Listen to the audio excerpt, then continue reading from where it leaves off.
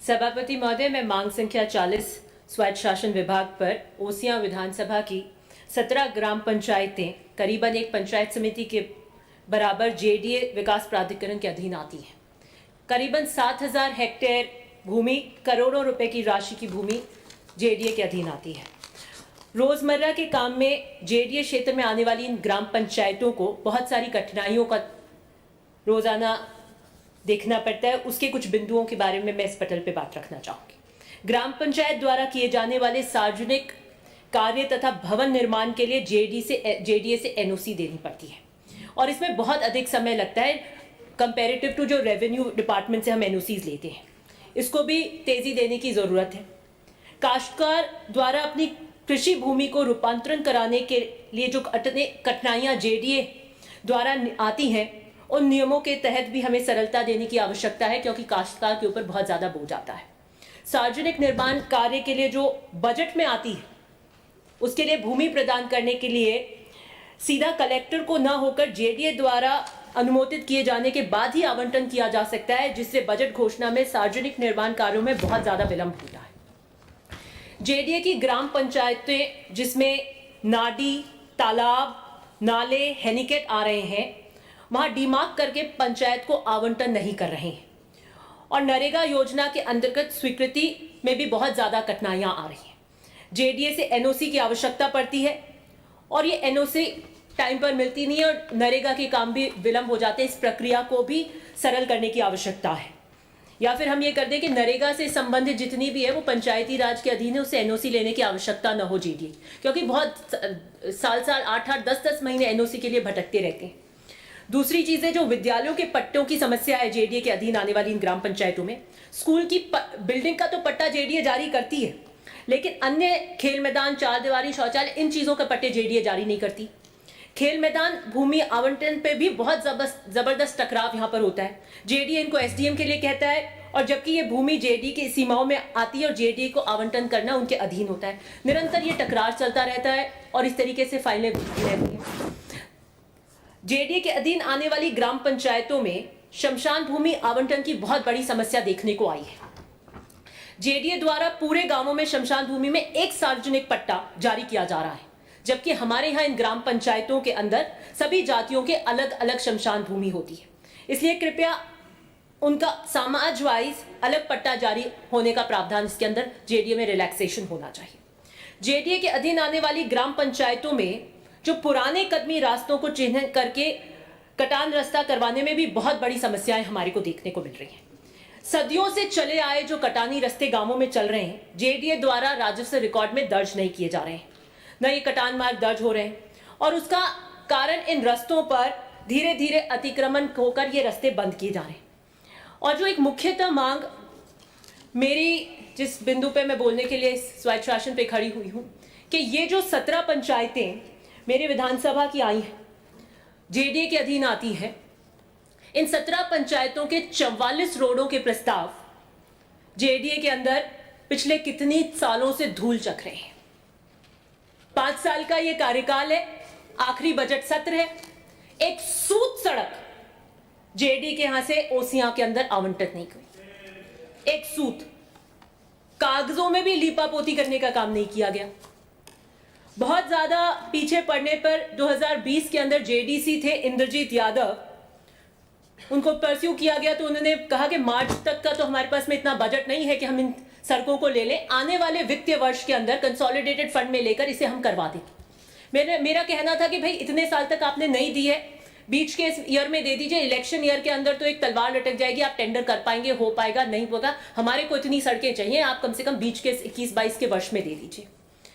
और उन्होंने इन 44 सड़कों के एस्टिमेट की राशि को कंसोलिडेटेड फंड के अंदर लेकर पारित कर दिया। But meanwhile he was transferred out, posted out to be collector in one of the districts. JDC बदलते रहे, नए जेडीसी आते रहे, कह रहे हैं करवा रहे हैं, अब करवा रहे हैं, प्रस्ताव चल रहे हैं, सब कुछ कर रहे हैं।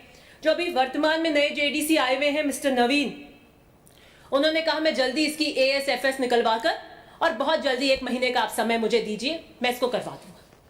हम निरंतर इसकी रिव्यू मीटिंग्स लेते रहे, 2 महीने से 1 महीने, 1 महीने से 15 दिन, 15 महीने से 1 हफ्ता, आज तक तो वो 1 हफ्ता आया नहीं, 6 महीने हमारे चुनाव के बचे हैं। और नॉर्थ और वेस्ट जोन के इन एक्शन से हम निरंतर करते रहे।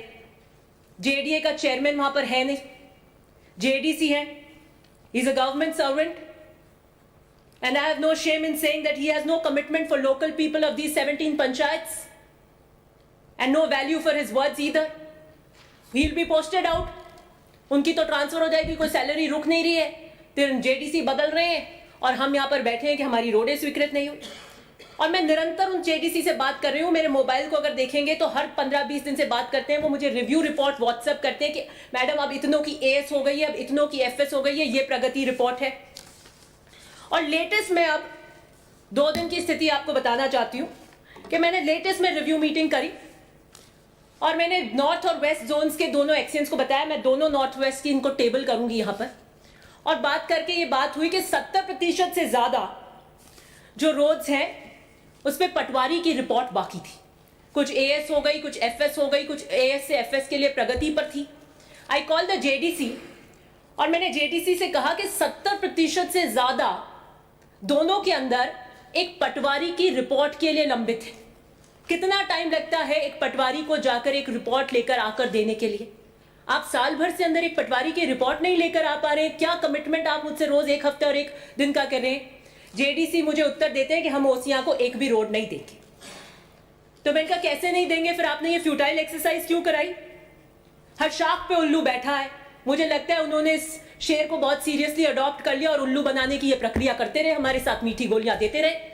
ये सरकारी अफसरशाही जनप्रतिनिधियों को गोली देने का काम कर रही है। ओसियां से आपकी कोई आय नहीं है। पास्ट में ओसियां से जेडीए को स्वीकृत हुई है सड़कें, वो कैसे हुई? मैं तो जानना चाहती हूं कि ये जो पूरी एक एक्सरसाइज चल रही थी, यकायक सडन यू टर्न 2 दिन में कैसे हुआ कि नहीं देंगे? तो क्यों आप हमसे वार्ता कर रहे थे? क्यों आपने अपनी टीम्स वहां गांवों में भेजी? क्यों आपने रास्ते के पूरे रूट देखे? क्यों उनके एएस को आपने कर दिया? क्यों आपने एफएस किया? ये फ्यूटाइल एक्सरसाइज क्यों करवाई? गांवों में उन सबको पता है कि यहाँ पे प्रस्ताव बने इस रोड के लिए, वो निरंतर आते हैं, वो जेडीए में भी जाते हैं। हमारे यहाँ पॉलिटिकल चेतना बहुत है और वो पूछते रहते हैं कि टेंडर कब होगा। क्यों आपने किया? और अगर जो कंसोलिडेटेड फंड 44 रोडों का लिया गया उस वित्तीय वर्ष में, वो अगर इन रोडों पे एग्जॉस्ट नहीं किया जाएगा तो किधर एग्जॉस्ट किया जाएगा? उस फंड को क्यों और किसी और जगह क्यों यूटिलाइज किया जाएगा? दिस इज बिकॉज एक जेडीसी से दूसरे जेडीसी, इस टोपी की इस टोपी, उसके टोपी उसके ऊपर, अरबों खरबों की संपत्ति है वहां पर। But I believe that this decision by the JDC to tell me that not a single road will be given to OCI is a manipulative behavior according to political revengeful attitude.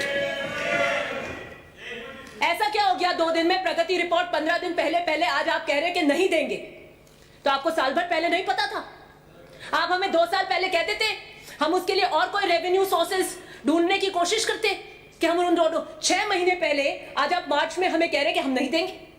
उधर आप 10 करोड़ के प्रस्ताव ले चुके हैं हमारे से missing link में। कहां से हम इनको 44 रोडों को एडजस्ट करेंगे? सच बात पूछिए तो उन्हें एक दिन महफिल सजाने का शौक आया। सच बात पूछिए तो उन्हें एक दिन महफिल सजाने का शौक आया। मैंने देखा कि क्या हुआ यकायक इन 2 दिनों में। वो सनम जो खुदा बन गए, उनका दीदार करना मना है। वो सनम जो खुदा बन गए, उनका दीदार करना, मंत्री जी का मेरे को दीदार ही नहीं हो रहा। उनकी महफिल में जब कोई आए, उनकी महफिल में जब कोई आए तो पहले अपनी नजरें झुका कर आए। समझ वालों समझ लेना, समझ वालों समझ लेना, समझ से काम लेना। समझ वालों समझ लेना, समझ से काम लेना। समझ में काश आ जाए, समझना समझना।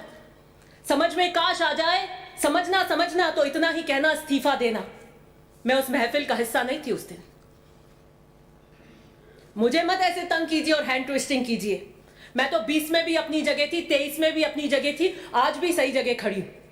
Somebody who is a convict begging for mercy can be the minister. फिर मैंने फिर सोचा कि चलिए पॉलिटिकल रिवेंजफुल एटीट्यूड इन्हीं 2 दिन में क्यों हुआ? इसी 2 दिन के अंदर ऐसा क्या घटनाक्रम हो गया? तो मैंने पूछा, अर्ज करी बंदे परवर से। मैंने अर्ज करी बंदे परवर से, क्यों सितम ढा रहे हो हम पर? मैंने अर्ज करी बंदे परवर से, क्यों सितम ढा रहे हो हम पर? बात सुनकर हंसकर मुस्कुराकर वो बोले, हमसे टकराना मना है। मैंने भी मुस्कुराकर कह दिया, गलत में हां से हां मिलाना मेरी विरासत नहीं है। प्रियंका गांधी जी के नारे को आत्मसात कर रही हूं। लड़की हूं, लड़ सकती हूं, द्रौपदी नहीं हूं। बाहरी कृष्ण की आवश्यकता नहीं है मुझे अपनी रक्षा के लिए। मैंने 10 साल जबर के अंधेरों में जिंदगी गुजारी है। मैंने 10 साल दोजख पे सजदे किए हैं। इस धरती पे दोजख का नाम कारागृह को कहता है। उसी कारागृह पे मैंने 10 साल सजदे किए हैं। मैंने कांटों से नहीं, फूलों से धोखे खाए हैं। मैं सहारों से धोखा खाई हूं, अब सहारों से बच के चलती हूं। मैं राजस्थान, इस मर्दों के प्रदेश में महिलाओं की और वीरांगनाओं की दबंग आवाज बनकर गूंज रही हूं। मेरा दोष क्या है? मेरा दोष क्या है?